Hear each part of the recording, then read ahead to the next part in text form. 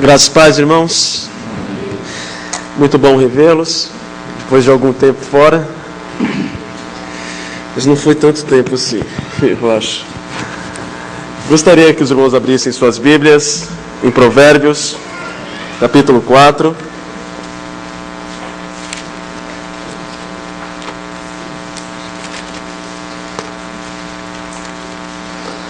Nós vamos ler do versículo 20 ao versículo 27.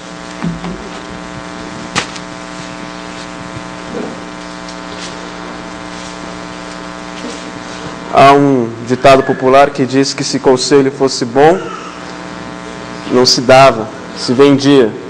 Mas hoje eu quero falar com os irmãos sobre bons conselhos que não se vendem. São bons e são de graça. E eles vêm de Deus para nós. Vamos ler Provérbios 4, versículo 20 ao 27. Filho meu, atenta para as minhas palavras. Aos meus ensinamentos, inclina os ouvidos. Não os deixes apartar-se dos teus olhos. Guarda-os no mais íntimo do teu coração. Porque são vida para quem os acha e saúde para seu corpo. Sobre tudo o que se deve guardar, guarda o coração, porque dele procedem as fontes da vida. Desvia de ti a falsidade da boca e afasta de ti a perversidade dos lábios. Os teus olhos olhem direito e as tuas pálpebras diretamente diante de ti. Pondera a vereda de teus pés e todos os teus caminhos sejam retos. Não declines nem para a direita, nem para a esquerda. Retira o teu pé do mal. Pai, tua palavra foi lida e nós rogamos que o Senhor nos ilumine. Que o Senhor abra as nossas mentes, os nossos corações, para que possamos compreender a tua palavra, para que possamos entender as tuas ordens, os teus preceitos, os teus conselhos. E que não negligenciemos, ó Pai, os teus preceitos, antes que os observemos para a glória do teu nome e para a verdadeira alegria que nós podemos desfrutar na obediência. No nome do Senhor Jesus, pedimos estas bênçãos, a iluminação e a capacitação do teu Santo Espírito. Amém. Bons conselhos que não se vendem.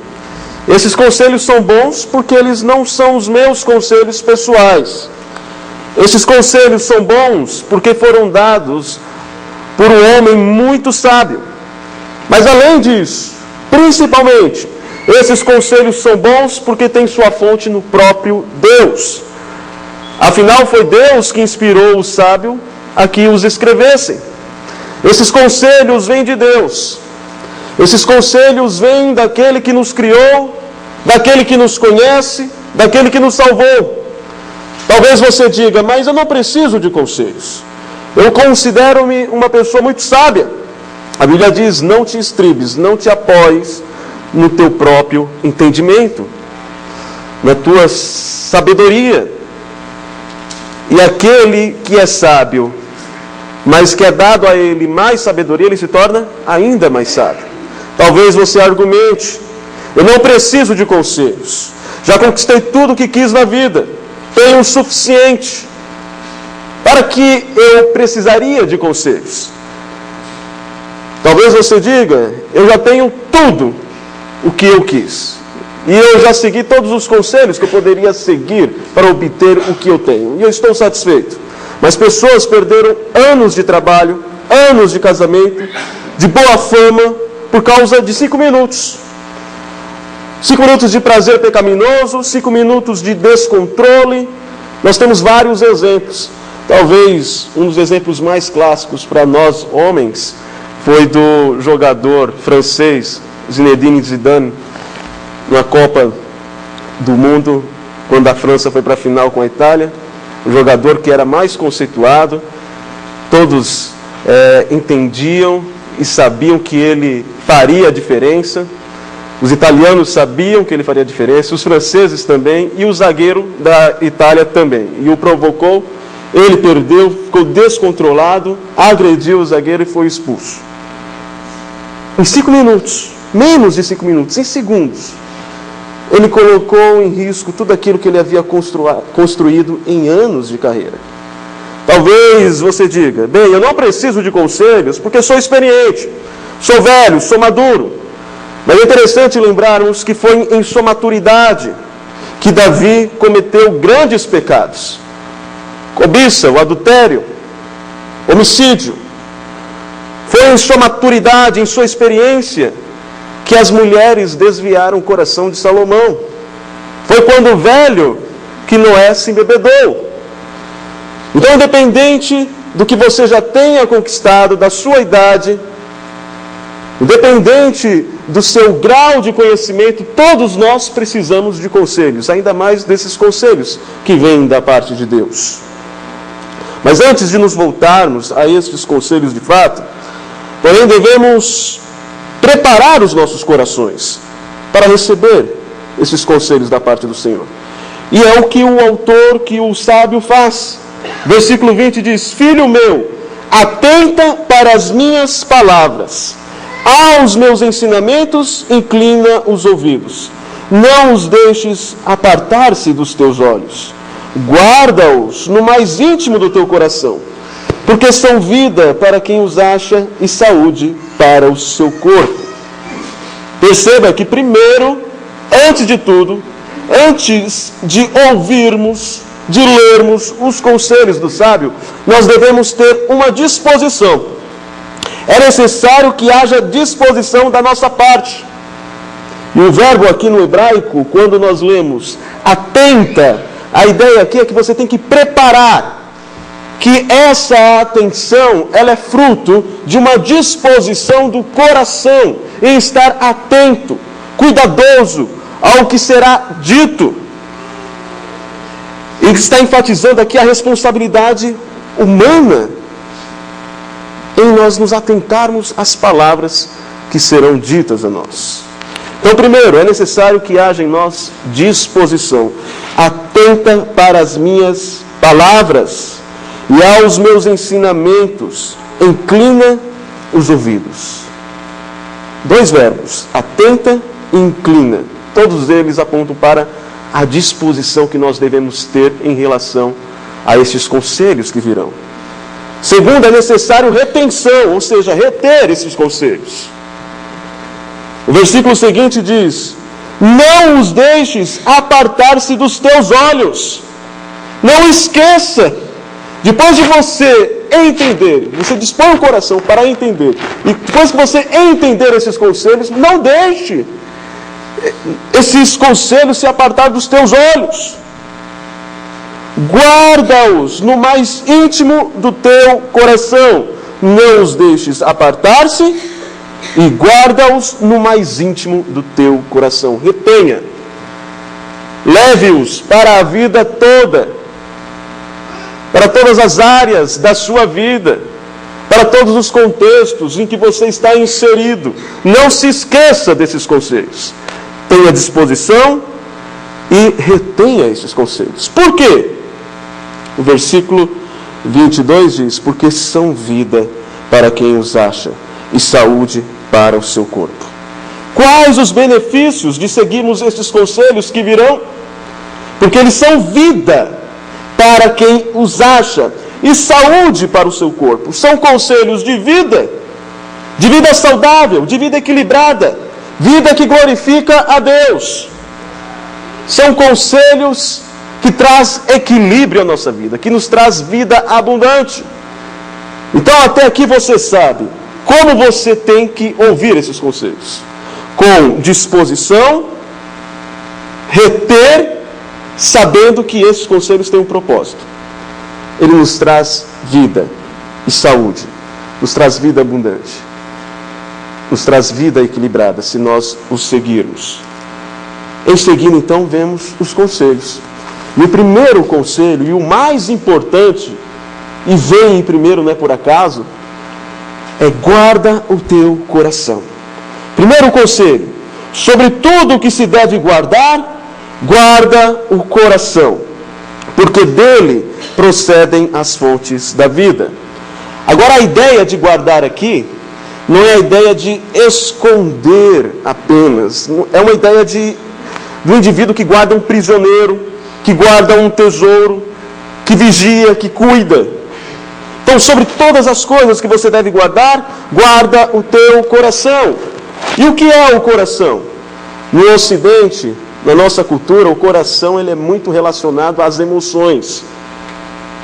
Mas o coração na Bíblia, ele fala sim de emoções, mas não só isso. Fala também de razão, fala de vontades. A Bíblia diz que o coração é a substância interior do homem. É aquilo que ele realmente é. E não aquilo que ele apenas aparenta ser.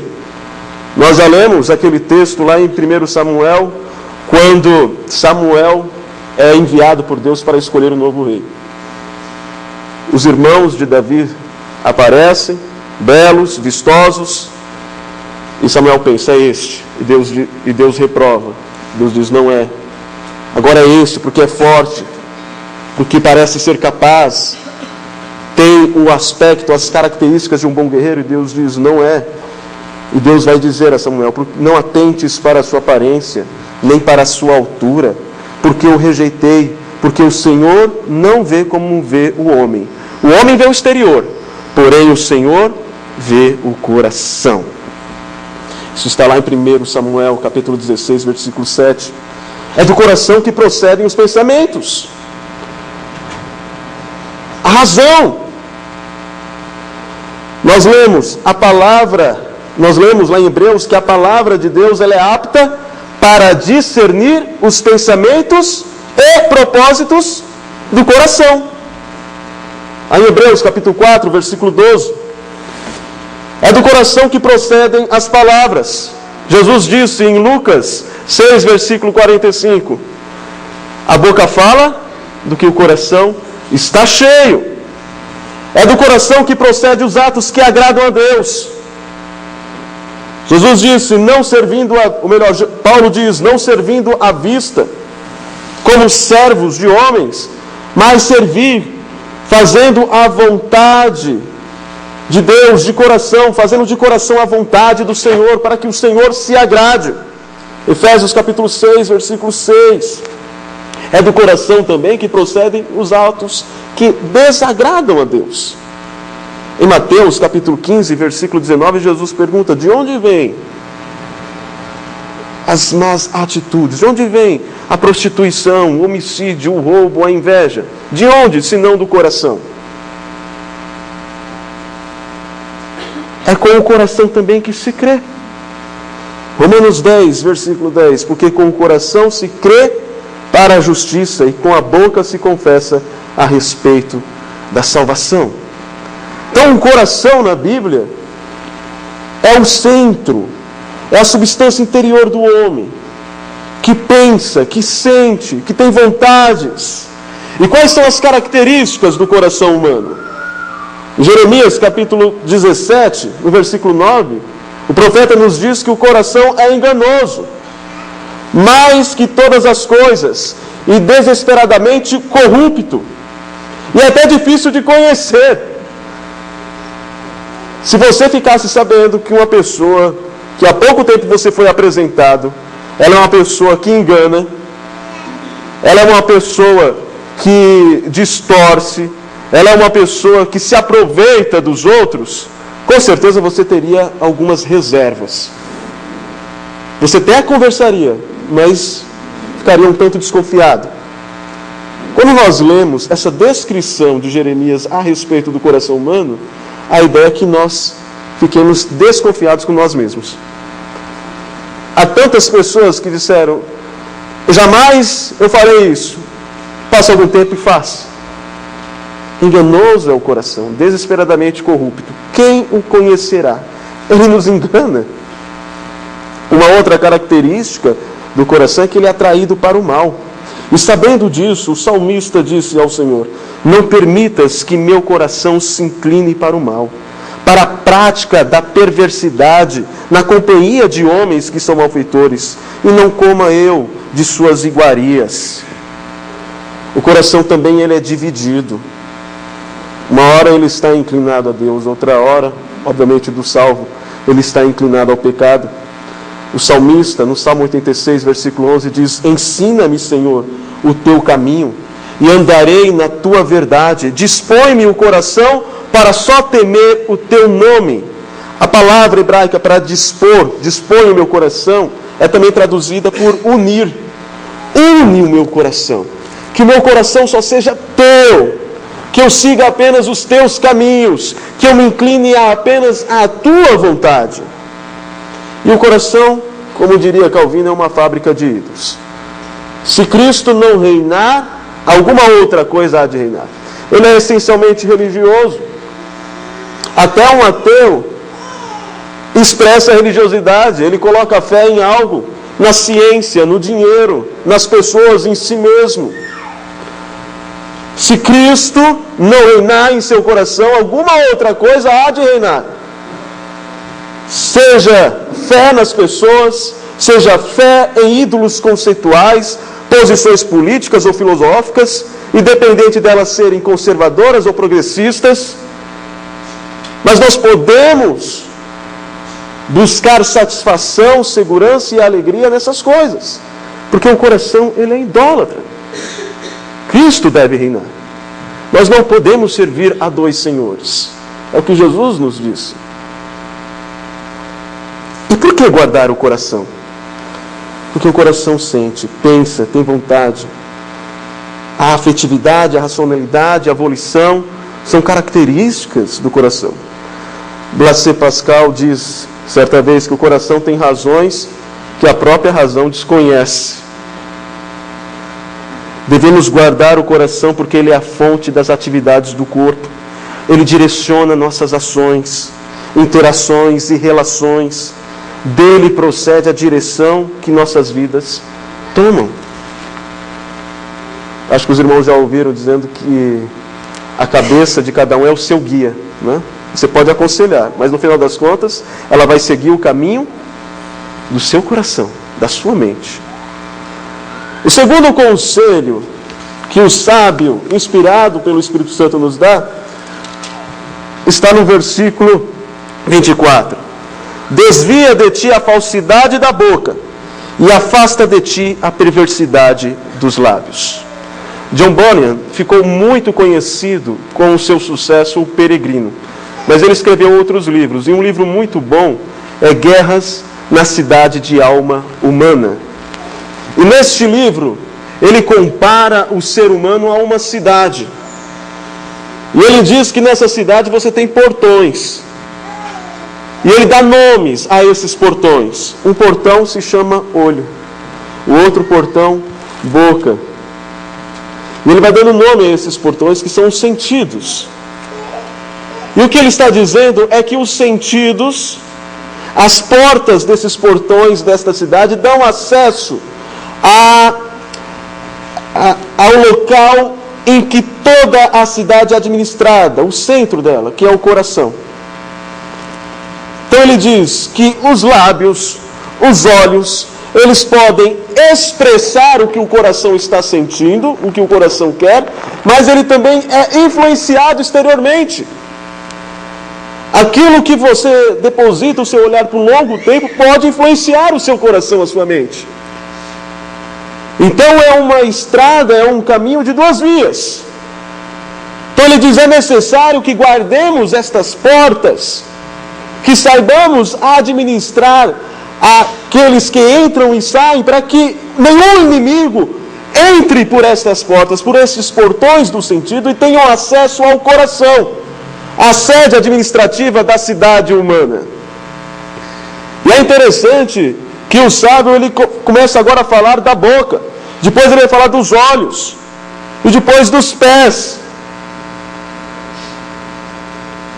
que são portas que dão acesso ao coração.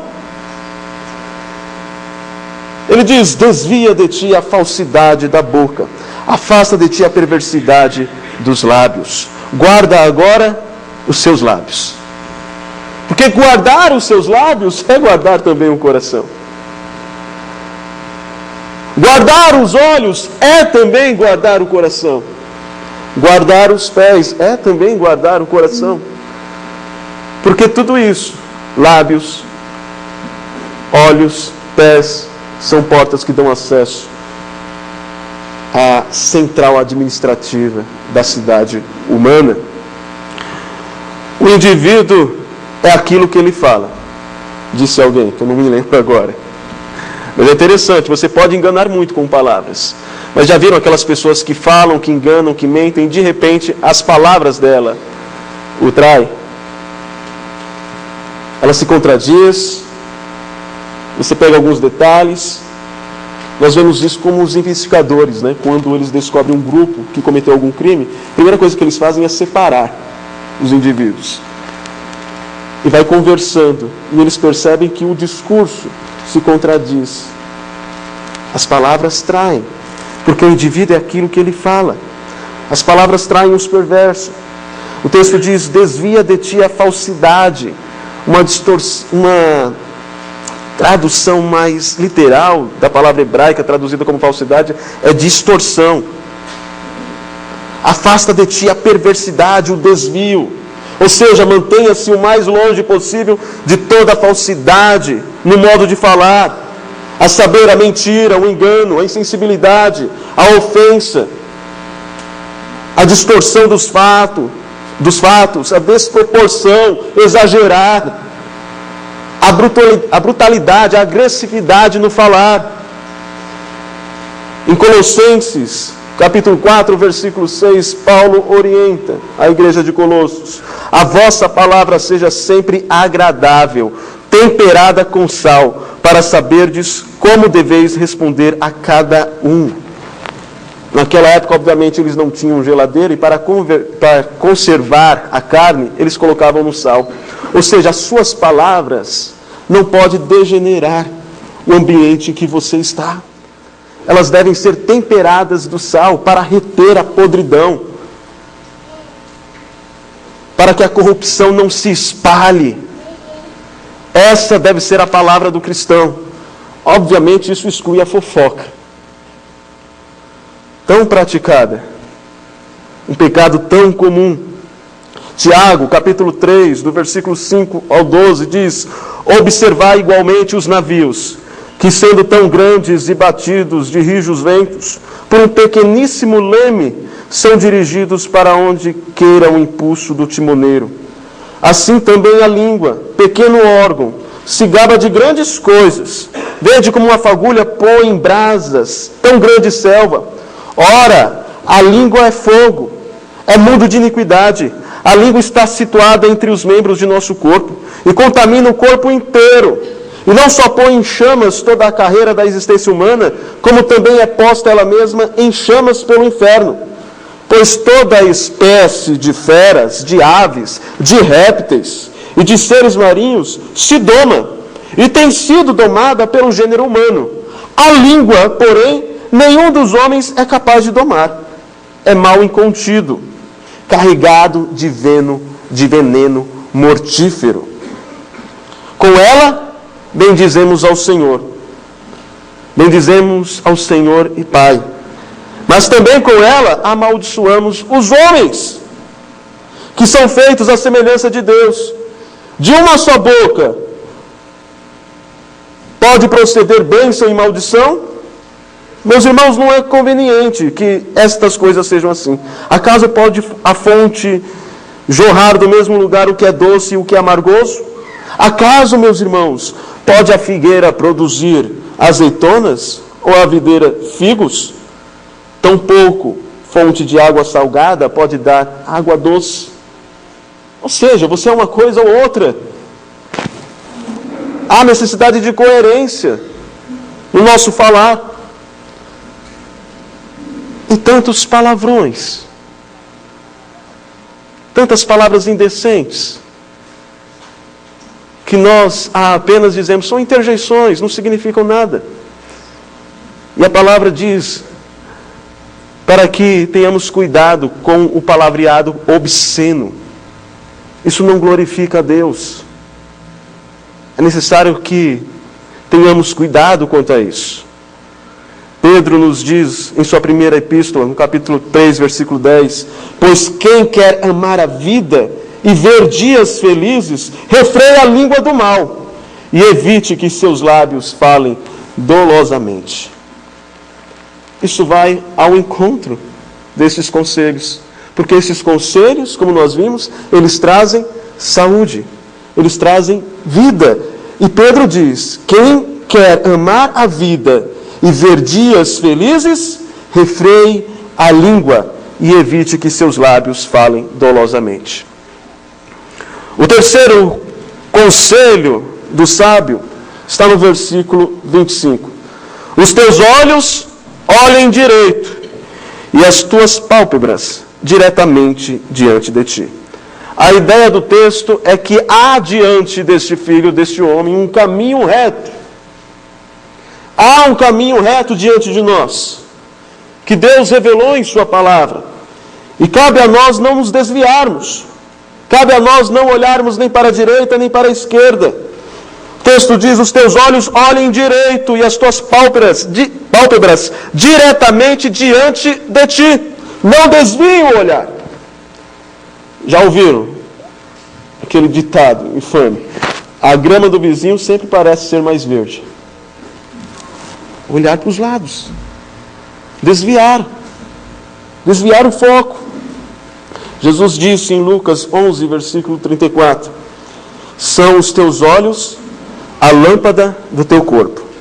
Se os teus olhos forem bons, todo o teu corpo será luminoso. Mas se forem maus, o teu corpo ficará em trevas. Para onde você tem inclinado o seu olhar? O que você vê? O que você absorve? Isso também nos fala de perspectivas. A perspectiva correta de um cristão é ter Deus como referência de seus atos. Qual foi o pecado de Adão e Eva? Foi sim a desobediência, foi sim a rebeldia, mas também foi uma mudança de centro. Deus havia dito: vocês podem comer de todos os frutos de todas as árvores, com exceção da árvore que contém o fruto do bem e do mal. Porque no dia que comerdes desse fruto, certamente vocês irão morrer. E eu creio que eles ficaram um bom tempo sem se alimentar deste fruto. Mas Eva foi seduzida pela serpente. E a serpente ofereceu uma nova estrutura de pensamento, que não tinha o seu referencial em Deus, mas no próprio homem. E Eva aceita essa estrutura de pensamento. O texto diz: vendo Eva que o fruto era bom, agradável e desejável para dar conhecimento, ela tomou, comeu e deu ao seu marido. Repare que ela está fazendo uma avaliação de si mesma. É ela que diz que é bom, é ela que diz que é agradável, é ela que diz que é desejável. E ela está dizendo que é bom aquilo que Deus disse que era mal, que era errado. Devemos ter a perspectiva correta, o referencial correto, que é Deus, para que analisemos, para que vejamos o meio em que nós estamos, para que façamos análises corretas. A perspectiva correta tem sempre Deus como referência. Deus deve ser a referência dos nossos atos. Nós devemos enxergar todos os nossos caminhos a partir daquilo que Deus diz. Porque até hoje a serpente ainda sussurra em nossos ouvidos: faz o que você quer, vocês são como Deus. Isso é uma mentira satânica. O nosso modo de ver, de enxergar a vida, deve ser pautado pela palavra de Deus. O quarto e último conselho do sábio é: guarda os seus pés.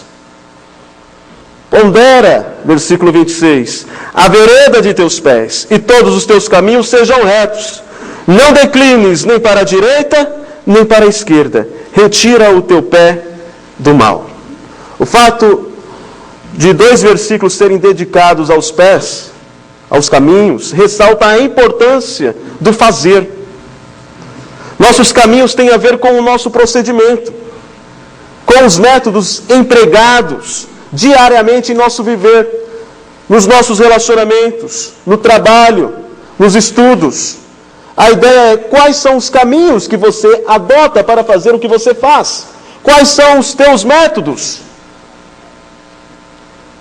Há muitas pessoas que dizem, bem, eu sou crente na igreja. Agora, como eu administro os meus negócios? Não, aí não tem a ver com ética cristã. Agora aqui é onde o filho chora e a mãe não vê. Eu tenho que agir como as outras pessoas agem. Nós estamos falando de área comercial, onde o mais forte sobrevive.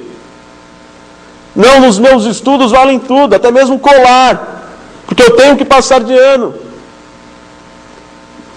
Mas o sábio diz, pondera a vereda de teus pés, e os teus caminhos sejam retos. Não declines nem para a direita, nem para a esquerda. Retira o teu pé do mal. Que o seu procedimento, que os seus métodos, nunca sejam métodos que desagradem a Deus. Eu gostaria de encerrar com algumas aplicações. Guarde o coração. Guardar o coração não é uma obra pela qual os homens nos reconhecerão e nos louvarão. Nós nos preocupamos muito com a nossa reputação, com aquilo que as pessoas dizem de nós. E nós vivemos uma vida de aparências para manter a boa reputação. Boa reputação de crente, de gente honesta, de bons pais, bons filhos. Mas os nossos corações estão longe dessa realidade.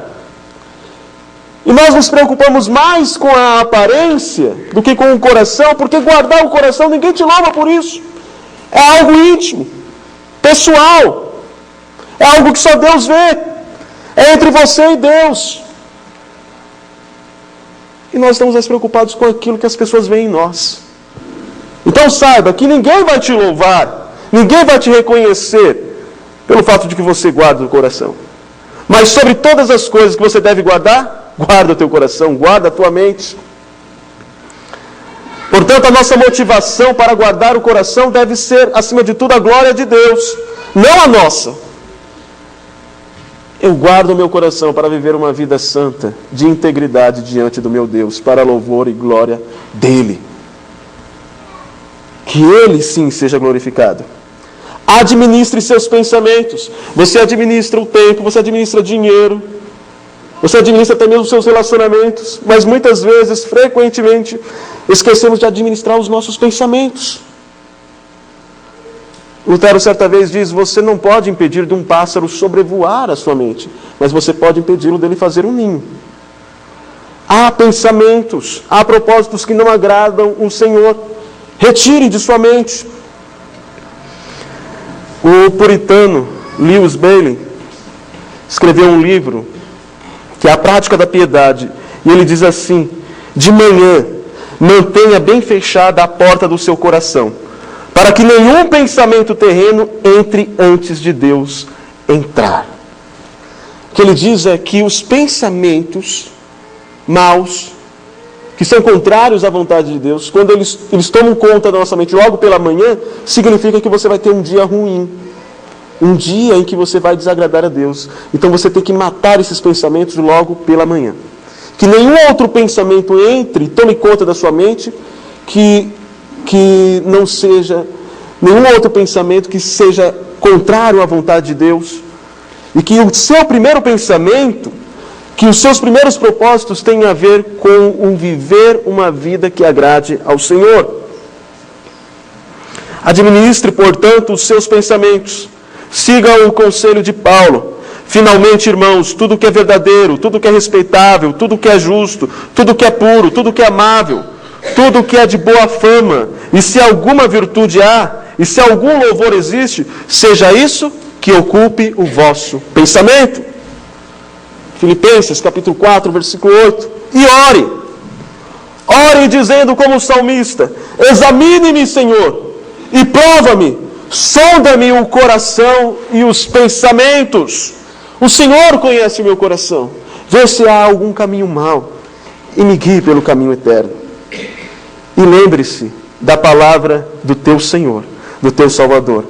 Bem-aventurado os limpos de coração, porque verão a Deus. Em segundo lugar, guarde seus lábios. Mais um conselho de Lewis Bailey. Mantenha a sua linguagem tão limpa de toda obscenidade como deseja que sua comida esteja sem veneno. E que a sua conversa seja revestida de graça, para que aquele que o ouve se torne uma pessoa melhor graças a você. As suas palavras têm tornado as pessoas do seu relacionamento melhores? Elas estão sendo temperadas com sal? Ele continua: e sempre que falar do Evangelho, seja mais caloroso do que quando falar de assuntos seculares. Eu lembrei daqueles testemunhos que o indivíduo diz: quando eu não era crente, eu era bandido, e eu assaltei o banco tal, e eu fiz isso, e eu fiz aquilo outro. Aí a igreja fica, impressionada, e eu fugi com um helicóptero, depois peguei um carro, pulei no mar, nadei, peguei uma bicicleta, corri, fiz um triatlo, fugindo da polícia, e todo mundo impressionado, e ele vai falando das coisas ruins que ele fez. Depois de uma hora ele diz: e aí eu me converti. E a igreja faz: parece que perdeu a graça. O legal mesmo foi aquela adrenalina, aquela vida ruim que o indivíduo levava. Mas ele diz: e sempre que falar do Evangelho, seja mais caloroso do que quando falar de qualquer outra coisa. Demonstre em suas palavras que você ama o Evangelho, que você ama o seu Senhor. E olhe para o teu Senhor e Salvador. Talvez você diga: pastor, mas eu sou uma pessoa que se irrita fácil. Você tem que entender isso. Está no meu sangue, italiano, nordestino, seja o que for. Eu sou pavio curto. Então meu conselho, meu caro, olhe para o teu Senhor. Olhe para o teu Salvador. Isaías 53, versículo 7 diz: ele foi oprimido e humilhado, mas não abriu a boca. Como cordeiro foi levado ao matadouro, e como ovelha muda perante os seus tosqueadores, ele não abriu a boca. Olhe para o teu Senhor. Olhe para o teu Salvador, que foi humilhado e oprimido, mas foi à cruz como um cordeiro mudo. Ele não abriu a boca. E quando ele abriu, ele diz: Pai, perdoa-os, porque não sabem o que fazem. Guarde os teus olhos. Façam aliança com os teus olhos. Jó 31, versículo 1 diz: fiz aliança com os meus olhos. Como, pois, os fixaria em uma donzela? Eu fiz aliança com os meus olhos para não cobiçar mulheres. Eu e Deus dispus o meu coração para isso. E tantas pessoas que têm os seus olhos distorcidos, impuros, que se voltam diariamente à pornografia. E quando não se voltam à pornografia na internet, na TV, alimenta esses pensamentos na mente. E Jesus diz: eu, porém, vos digo que aquele que em seu coração cobiçar a mulher, cometeu adultério. E nós vemos Jó dizendo: eu fiz aliança com os meus olhos para não fixar, para não cobiçar donzelas, mulheres. Desvia os meus olhos para que não veja a vaidade, para que não vejam a vaidade. E vivifica-me, Senhor, no teu caminho, diz o salmista, no Salmo 119, versículo 37. E mantenha seus olhos sempre fitos em Cristo, olhando firmemente para o autor e consumador da nossa fé. Guarde os teus pés, ore sempre, sonda-me, ó Deus, e conhece o meu coração, prova-me e conhece os meus pensamentos, vê se há em mim algum caminho mau e guia-me pelo caminho eterno. Senhor, eu tenho procedido mal, os meus métodos não têm glorificado.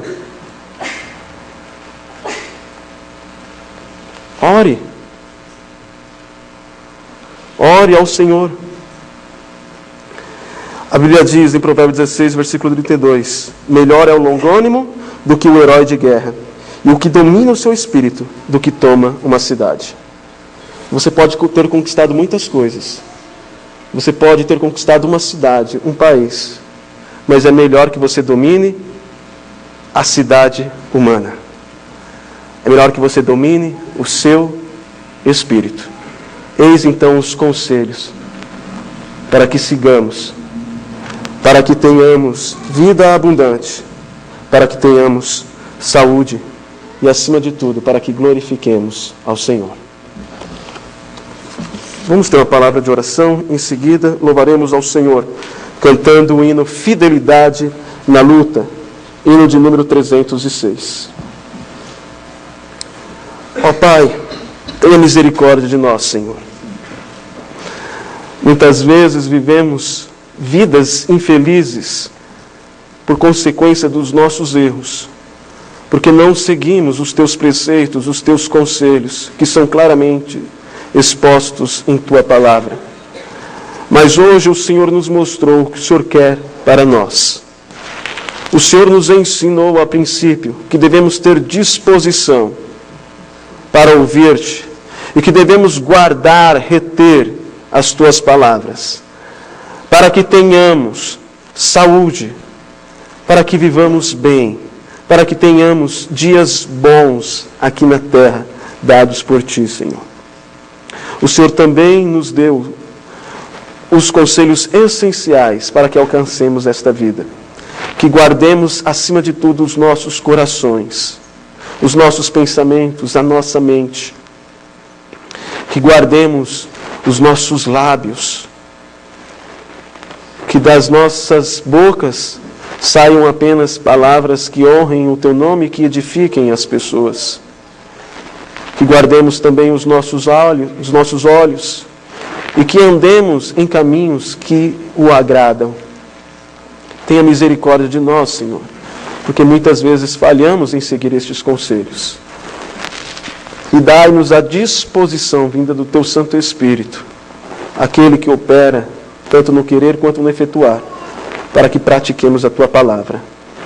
E que tenhamos como exemplo o nosso Senhor e Salvador, aquele que, quando oprimido, não falou nenhum impropério. Aquele que foi humilhado. Aquele que foi homem de dores, mas que foi puro de fato de coração. Aquele que andou em Teus caminhos e que jamais desobedeceu o Pai. Aquele que olhava com compaixão aos seus semelhantes. Que nós sigamos o exemplo daquele que é verdadeiramente homem e daquele também que é verdadeiramente Deus e que nos salvou na cruz. Nós pedimos, ó Pai, estas bênçãos à disposição do Teu Espírito Santo, fazendo isso no nome de Jesus Cristo, nosso Senhor e Salvador. Amém.